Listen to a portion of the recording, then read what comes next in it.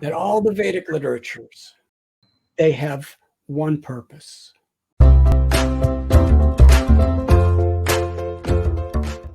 Sarve Sukhino Bhavantu. That our motivation in life be, let all beings be happy. And I just listened to a beautiful message this morning where we're all part of God, just like every part of the body is part of the body.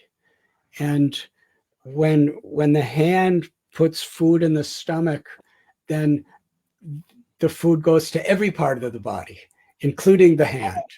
So similarly, the Bhagavad Purana tells when you water the root of the tree, it goes to every part of the tree.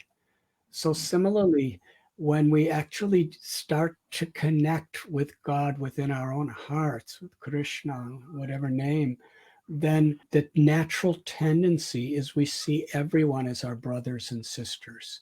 And then our ambition in life, whether we're industrialists or farmers, whether we're sadhus or living with families, whatever our situation, our motivation is to show our love for God by helping other people to be happy.